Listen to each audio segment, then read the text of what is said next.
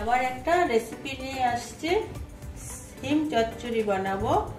সিম চচ্চড়ি বানাতে আমি যে বড় বড় সিম নিয়েছি, যেটা বড়, এখানে তো 3 টুকরা করেছি, কোনোটা 2 টুকরো, ছোট আবার 2 টুকরো। যে এভাবে মাথাটা কেটে এখানে এটা ফেলে দিতে লাগে, এভাবে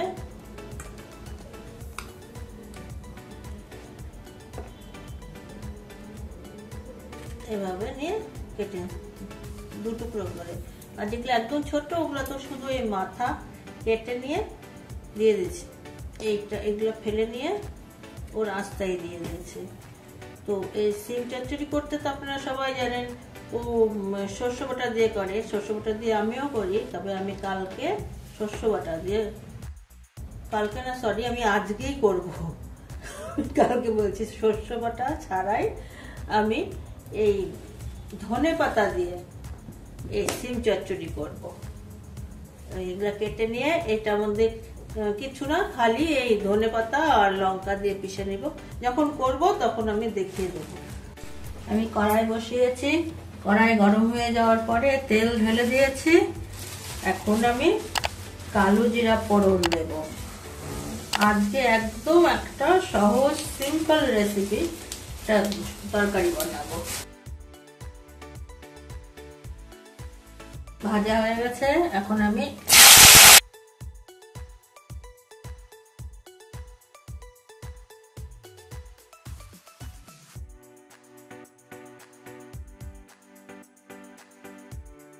লবণ দিয়ে দিলাম।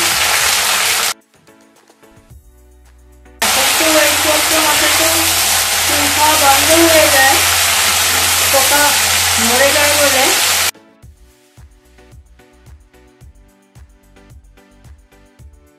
হলুদ দিলাম অল্প। এখন আমি এটা নাড়াচাড়া করে ঢেকে দেব। আজকে বেশি মশলাপাতি কিছুই করবো না, এটার মধ্যে সামান্য। এখন আমি ঢাকা দিয়ে দেবো, এটা একটু বয়স হয়ে যাবে। ঢাকা দিয়ে দিলাম, পরে আবার খুলে দেখাবো।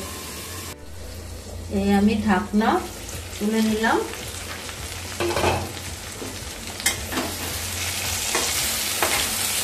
হয়ে গেছে,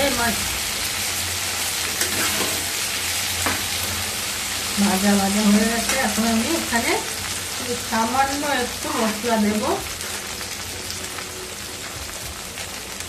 1 চামচ জিরা, সাদা জিরা।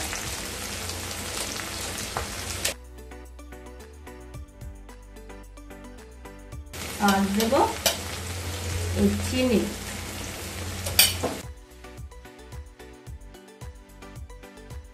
এখন আমি ধনে পাতাটাও দিয়ে দিলাম এখানে। এই রেসিপিটা আমার শাশুড়ি মা থেকে শিখেছি, শাশুড়ি মা বানাতেন। যাদের নাকি শস্য খেতে পারে না, শস্য খেলে অনেকে অসুবিধা হয়, একটু বয়স হয়ে গেলে গ্যাসের প্রবলেম যাদের থাকে, এই ধনে পাতা দিয়ে খেলে কোনো অসুবিধা হবে না। এখন আমি এটা ঢাকা দিয়ে দেব। আর বন্ধুরা, আপনারা এই সব রেসিপিগুলো বানিয়ে খাবেন, খেয়ে দেখবেন, ভালো লাগলে লাইক কমেন্ট শেয়ার করবেন, বন্ধুদের সাথে নিজেদের পরিজনের সাথে শেয়ার করে দেবেন, আর সাবস্ক্রাইব করে দেবেন। ইউটিউব থেকে দেখলে সাবস্ক্রাইব করে বেলটা টিপে দেবেন, আর ফেসবুক থেকে দেখলে পরে ওটাকে লাইক দিয়ে ফলো করবেন। পাশে থাকবেন বন্ধুরা। এখন আমি একটু জল দিয়ে দিলাম।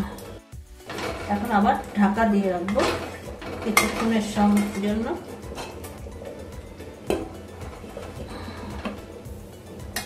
এই আমি খুলে দিলাম ঢাকনা। আমার এটা হয়ে গেছে, এরকমই মাখা মাখা থাকবে। ভাত দিয়ে খাওয়া তো, একটু ঝোল ঝোল না থাকলে তো ভালো লাগে না। তুমি খাই, এখন আমি এটা নামিয়ে নেবো।